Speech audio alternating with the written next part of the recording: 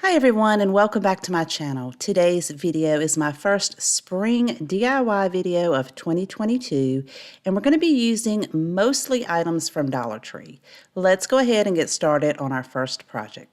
Using this faux book stack from Dollar Tree in the Valentine's Decor, I'm going to remove the ribbon but set it to the side because I will reuse it.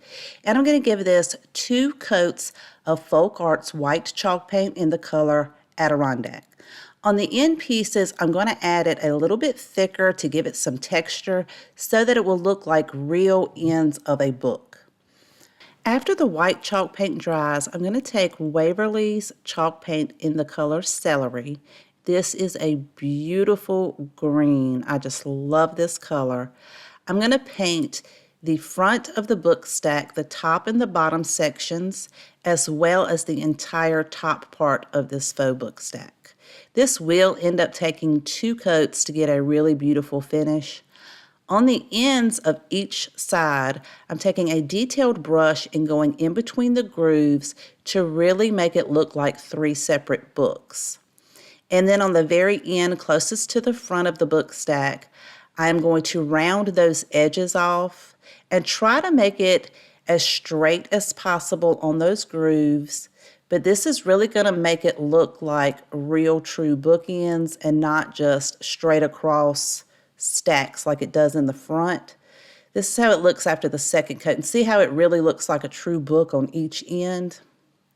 Loving how this is turning out. So for the centerpiece, I wanted a pastel yellow. So I took white chalk paint and then Faux Arts paint in the color Lemon Yellow. I put 1 tiny little dot in there, mixed it up really well, and then I'm just going to paint that center section just like I did the tops and bottoms. And if you make a mistake, just let the paint dry. You can go back and clean that up. I'm also going to round the ends off and paint down beside my green line so that it will look like 3 separate books. I did this on both ends, and this is how it's looking so far. Now you can leave it just like this, but I wanted to distress mine just a little bit, so I'm going to take some of that white chalk paint on a dry brush and wipe most of it off, then dry brush distressing all over it, including the top and both of the ends. Once that dries, I have created a decal using my Cricut, and I know not everybody has a Cricut, so I have this as a free printable on my website, which is in my description box below. If you'd like to go over to my website, download that, print it out, and then trace it onto your project. If you do have a Cricut, I used the fonts Eve Adam for Hello and Dom Casual Standard Regular for Spring. And I thought this just turned out so pretty. I absolutely love these fonts. Once I have that in place, I decided to go ahead and dry brush over the decal to blend it in with my book stack. And then I can reattach the bow and ribbon. And I'm just going to line it up nice and straight. And it is larger than the book stack. That's why it slid off so easily. So I'm going to pull it really tight on the bottom and then hot glue that in place. Now I'm using one of these wood cutouts. This came from Hobby Lobby.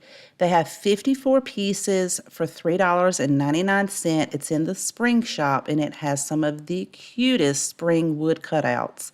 I chose the bird for this project and I'm using a wet baby wipe and Waverly's Antique Wax to go over this, and then I'll unfold the baby wipe, just place the wood cutout in the middle and wipe most of that off because I wanted it to be a really light wood color. After it dries, I'm going to hot glue that right underneath the bow. And then to decorate the top of this, I'm using one of Dollar Tree's watering cans. It had a stake on the bottom, so I've already pulled that off. And then I can set this on the top of the book stack and put some florals in it. And I absolutely love how this project turned out. I love how the ends of this project look like true book ends. And I am really loving that cute wood bird. You guys let me know what you think of project number 1. Now moving on to project number 2. I'm using 3 of these house-shaped decor pieces from Dollar General for $1 a piece. I'm going to remove the labels from the back. And the pink one, I'm going to give this 2 coats of the white chalk paint with a detailed angled brush, just being very careful because I don't want to paint the roof. I want it to stay that natural brown wood color. And I'm also painting the sides of this one as well as that little piece on the back so it'll look nice and finished on each side. Because I am going to be covering this up, but I did not want that pink to bleed through my scrapbook paper. So that's why I'm applying 2 coats to make sure that I can cover that pink up. For the other 2 pieces, I'm going to give those 3 coats of the Waverly chalk paint in the color Celery, again being very careful not to paint the roof. And I did not paint the sides of this because I wanted it to have the same natural wood color as the roof for this one. Again, it did take 3 coats of that Celery chalk paint. For the White House, I'm going to be covering it in this gorgeous, beautiful scrapbook paper from Hobby Lobby. It's 69¢, but I believe sometimes you can catch it on sale. So I lined up which bunny design I wanted for the front of the house, held it in place, and then traced over that. Then I went to the very top point of the house so that I could cut that out. So I have the 3 sides lined up and then just went to that top point of the house so I could hold that in place once I had it cut down, and then use my fingernail to kind of make indentions of where the roof line is so that I would know where to cut that. So I just pressed real firmly, got those indentions in place, and then trimmed off whatever I needed to trim off. Made sure that it's going to fit properly before I am attaching this with some Mod Podge, and you just put a nice even coat over that. Then lay your scrapbook paper down and press it nice and firmly and make sure that your edges are staying in place. And this is so pretty. I love this bunny. I'm using some of those same wood cutouts from Hobby Lobby, but you could also use the wood cutouts from Dollar Tree. They have some of these beautiful roses for the Valentine's decor that they have out right now. I'm going to use the same Waverly Antique Wax and a baby wipe to really give that a nice beautiful wood finish that matches the roof and the sides. And once that dries, I'm going to attach one to each of the greenhouses. So you could pick out whichever design you want or place it however you want on your house. I think these turned out so beautiful. I love this so much. It looks so high-end, but it did not cost very much at all, like less than $5. It's so pretty. You guys let me know what you think of this project. I also think it looks super beautiful with project number 1. If you're new to my channel and you are enjoying today's projects, if you haven't done so already, I would love you to click that subscribe button and the notification bell. To all my current subscribers, thank you so much. I truly appreciate each and every one of you. Also, don't forget to visit me on all my other social media accounts. All those links are in the description box. Project number 3, look how gorgeous this Fresh Flower Market sign is from Dollar Tree, but we are going to spruce it up just a little bit. I am using my staple lifter. I have this listed in my Amazon store if you're interested. It comes in so handy to remove those staples. And I am using some scrap wood that I had in my shop. It measures about 1 inch wide and it's about a 1/2 inch thick. So I held it up to the sign to see how long I needed to cut those sides.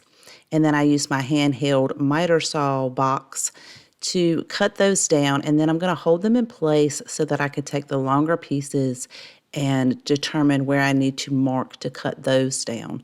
And I'll use that same handheld saw to cut those 2 pieces. And I'm just using the first one as a guide to mark the second one. So the 2 longest pieces ended up being about 11 3/4 of an inch long. The 2 shorter pieces were 3 3/4 of an inch long. And then I'm going to sand down all of those ends that I just cut and go over each piece of this wood to make sure they're nice and smooth. Then I'm going to use a square so that I can make sure everything is straight and lined up. And I'm going to use some Gorilla Wood glue to be able to glue my pieces together. So I'm going to put some on the long end and then push that up to the short end, hold it in place and try to make sure it is as straight as possible.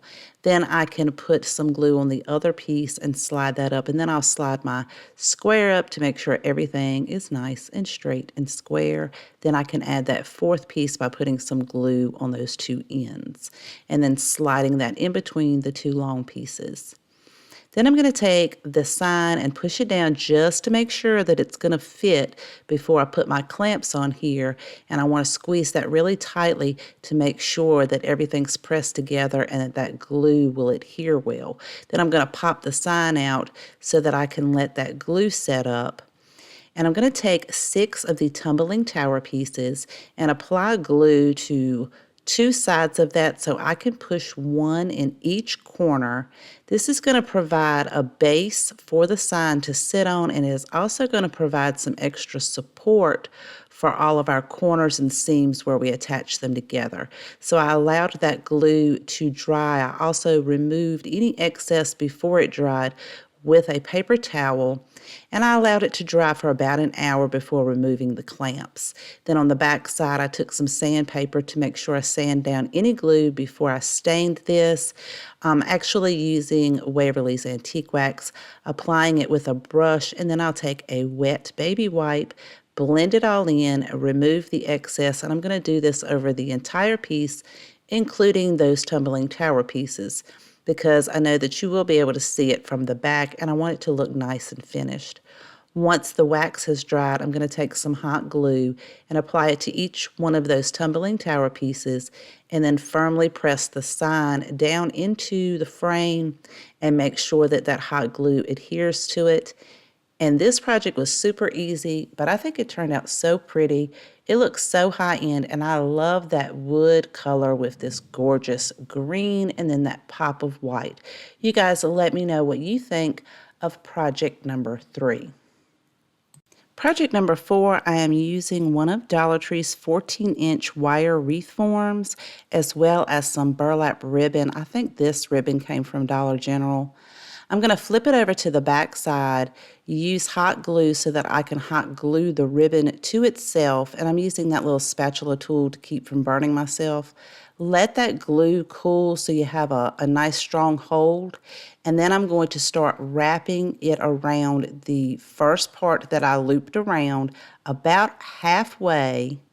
Line it up and get a good tight pull on this as you are wrapping it around the wreath form. We're going to do this for the entire wreath form.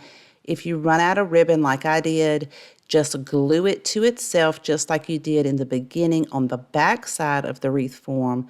Cut the excess off and then start your new roll where you cut your first roll off at. And you want to do this on the back side so that you won't be able to see this when you hang your wreath up. Once I have everything nice and wrapped and the glue has cooled, now I can attach my florals. I am using this beautiful wisteria from Walmart. These are about $6 for one bundle. I'm using 2 bundles. Now I know that Dollar Tree sells wisteria, but it only has like one long stem on it, so it would take several of those to make this wreath. I cut all of the greenery off, and then I'm applying the stem into the burlap and attaching it with some hot glue, and then taking hot glue and gluing the very end leaf piece down, but allowing the other pieces of the greenery to flow.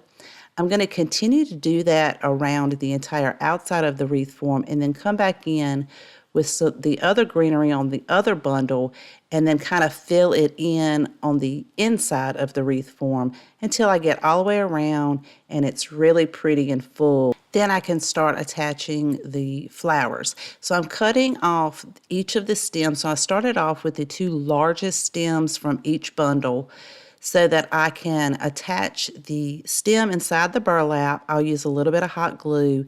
Then I'm going to use some floral wire to attach the middle and then the end piece. So I did the 2 longest ones opposite of each other so they'd be nice and full on opposite sides of the wreath. So I'm tucking that end piece into the burlap. I'm hot gluing it. Then I'll take a piece of floral wire after I pull the greenery up in between the flowers to get it nice and full. I'll take that floral wire and bend it over so it creates a loop on one end, and then feed that down in between the stem of the florals through the burlap, and then pull both of those pieces to the back side, and then I'll twist it really tightly, cut off the excess floral wire, and then I'm going to tuck that down very carefully so you don't poke yourself into the burlap so it does not scratch your door or surface or wherever you're going to hang it from. Then I can repeat that on the end piece of that long one, and then I can take these shorter stems and continue to go around and fill this wreath in, repeating that same process with the hot glue and the floral wire.